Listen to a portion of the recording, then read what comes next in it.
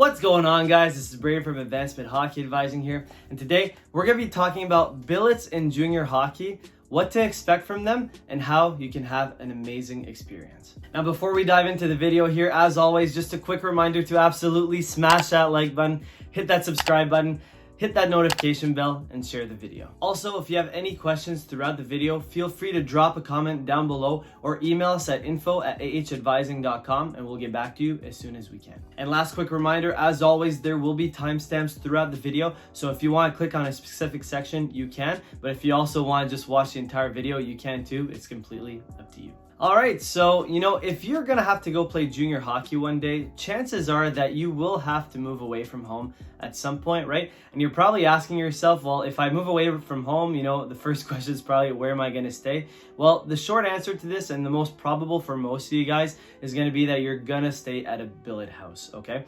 Now, you're probably asking yourself this, what is a billet? For those of you who don't know, a billet basically is just a family from the hometown you're staying in for where the junior program is.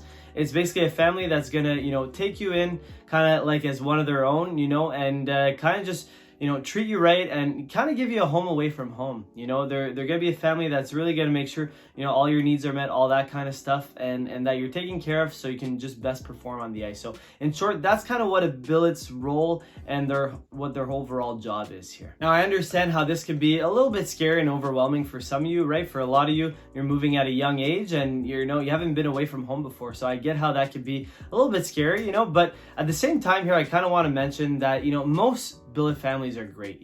I have experienced many billet families. Some were absolutely amazing, like literally a home away from home. Some weren't so great, but overall, most of them are really good. So I want you guys to know this. Now, that being said, not all billet families are created equal, right? There's some that, are great, but there's others that aren't so great, right? I experienced all kinds, right? I had some amazing ones. I had some decent ones, that were just okay. And I had a few that were quite bad, so I think it's just important to know what to expect here, and that's kind of like the whole goal of this video, is just kind of give you the guidelines here, what to expect from billeting, and what you can do to maximize your chances of having an amazing experience there. Because trust me, it's super important, and it's really important to have a good family, to be happy with your surroundings and all that, because I think if you're not, then it could definitely affect your on-ice performance. So, if you do get, the bad luck of the draw here and you do get a billet family that's subpar, definitely speak up. Definitely, tell your coach, your parents, your advisor, whoever it is, definitely speak up to someone. Don't just kind of brush it under the rug. I think it's really important that you have a really good billet family. But that being said, most are great, so you don't have to run into this. But, if you do, then definitely speak up, and it's important to, do the right thing so nothing bad happens moving forward after.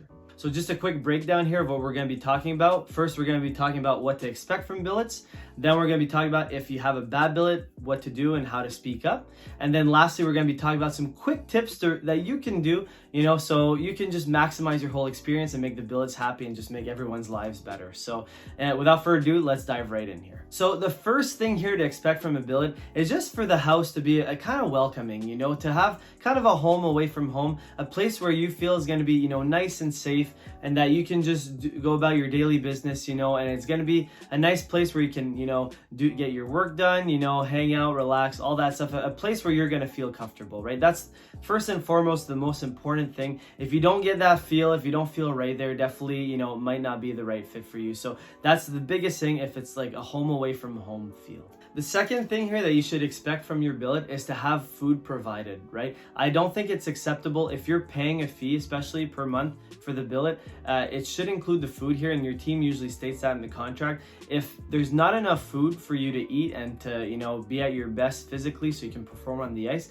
then that's not acceptable. There definitely has to be enough food provided. Also, some teams state in the contracts that the billets have to make a meal at least once a day, something like this. Now, this varies team by team, and it varies by player too. Some players prefer making all their meals. Others, kind of want to be pampered and get all their meals made for them. Obviously, that's where you work with the team to try and get the best fit for you. But overall, billets will usually, the good ones, will go out of your way to make a couple extra meals here and there and really make sure that you're happy. So, but food provided is absolutely a must because you're paying for it in a billet house. And from there, try and if you can, you know, if you get the luck of the draw, you'll get billets that make most of your meals for you. But overall, that's what it looks like for that. So the third thing you can expect from billets here is having someone to talk to, right? Most of these billets, you know, they're not doing it for the money. They're not doing it for the money. It doesn't make sense to them. You know, they're doing it more because they're usually diehard hockey fans. You know, they've been in the community for a while and they want to give back. They want to take someone in, you know, be kind of like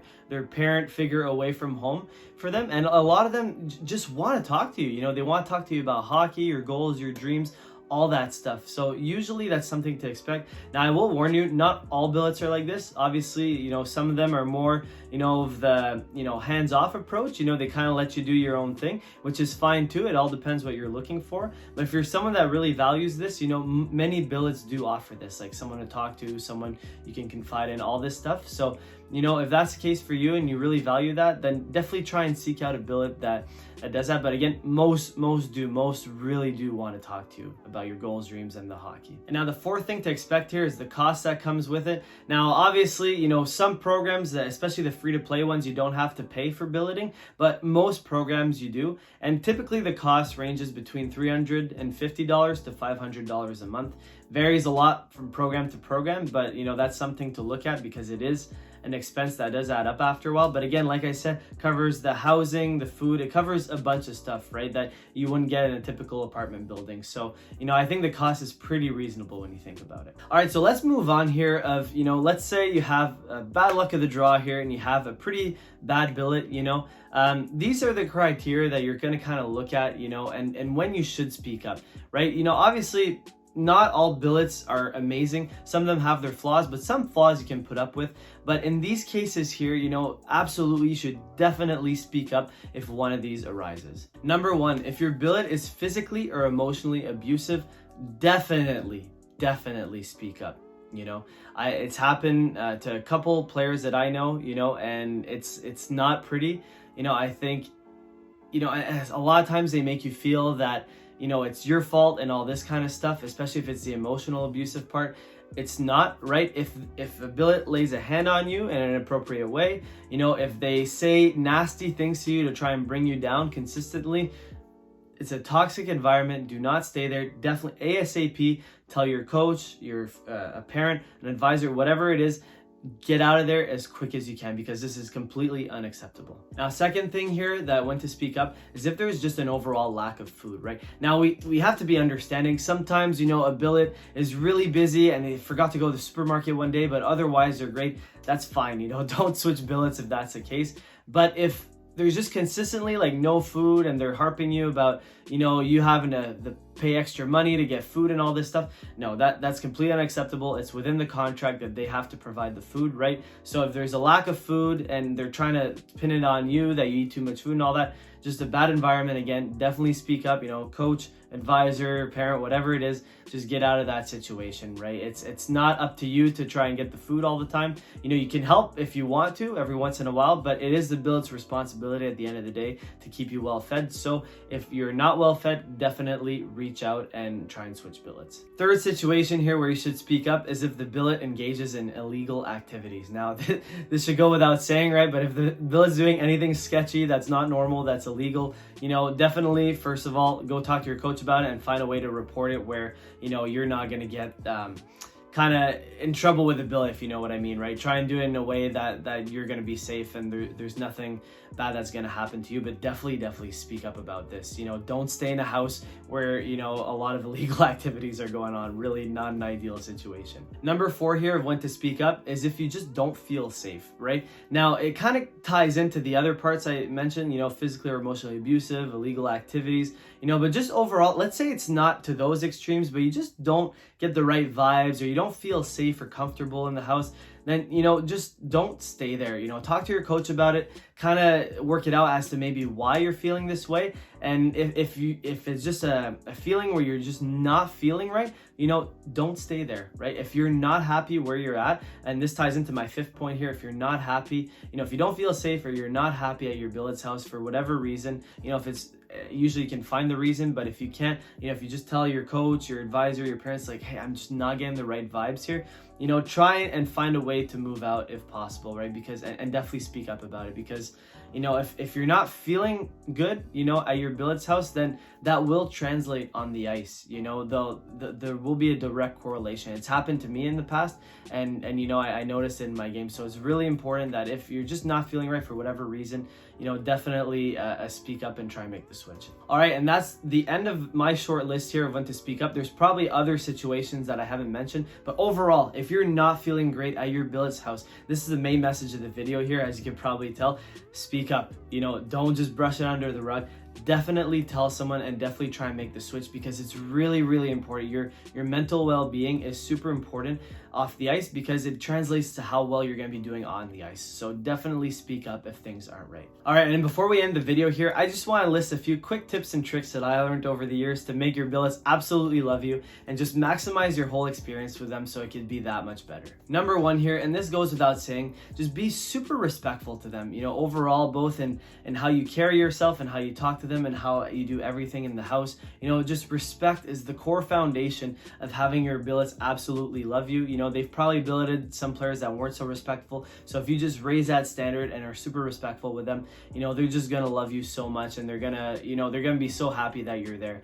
And I think it's important, right? Because they're opening up their homes to you. So I think the least you could do is just show utmost respect to them and help them any way you can. And building off of that, you know, the biggest and easiest thing you can do is just clean up after yourself, right? Don't leave the dishes in the sink. You know, clean the dishes if they have to be done. Don't leave your clothes in everywhere. You know, hang your jacket, you know, go do your laundry, make sure things are put away nicely, make your bed, you know, clean up after yourself when you eat, you know, all the little things, right? Just do them. They're not hard to do. They don't take long to do. Just get in the habit of doing them, because when you do, your billet is going to notice. I promise you this. They will notice if you clean up after yourself, and they definitely will notice if you don't. So it's really important to do it. It really goes a long way. Trust me on this one. And the last quick thing you can do here is to just offer to help around the house. You know, if you see that they're working on a project or something, or they need help with something, or you hear them talk about something that they're currently trying to fix or whatever, offer your help. You know, a lot of times they'll probably just say no, they don't need it. And I think just the gesture alone, you know, will go a long way. But sometimes they will need your help. And if you do spend the time helping them, I promise you, they will love you so much for it, and they'll really go to bat for you whenever you need it. So I'm telling you, like, offering to help around the house really, really does go a long way. All right, and that kind of wraps it up for the video here. So we're just going to do a quick recap about the take-home messages that I want you to get. First, you should expect from a billet here kind of a home away from home feel, where you're safe, you know, where you're welcome, and where all your basic needs like food and all that, you know, internet, all that stuff are all met, and someone that's just going to take care of you. Second, for the cost, for most programs here, you're going to be looking between, you know, $350 to $500 a month. And third, probably the most important point in this video here, if you do get a bad billet and something is wrong, 100% speak up right away. Don't put it off. Speak up, talk to your coach, your parents, your advisor, anyone about it, you know, and try and make the switch out of there as quickly as possible. And fourth here, you know, just so your billets love you that much more, so you can have the best experience possible, clean up after yourself and just hold yourself to a high standard where you're respectful and you clean up after yourself and all that kind of stuff. All right, guys, and that is it for the recap. But before I let you go, just a quick reminder again to absolutely smash that like button, hit that subscribe button, hit that notification bell, and share the video. And also, if you have any questions, you know, about this topic or anything at all, you know, you want to talk to us about, feel free to drop a comment down below or email us at info@ahadvising.com, and we'll get back to you as soon as we can. Also, if you want to check out our other platforms, you know, see all the different stuff that we're up to, there's a link down in the description below that you can click, and it'll give you nice access to our Facebook page, Instagram page, you know, LinkedIn, all the different stuff, our website, you know, all that stuff, you know, you get nice access to in one click. So if you want to check out more, definitely click the link in the description below. And that is it for the video, guys. Thanks so much for watching. We hope you enjoyed it, and we'll catch you on that next one.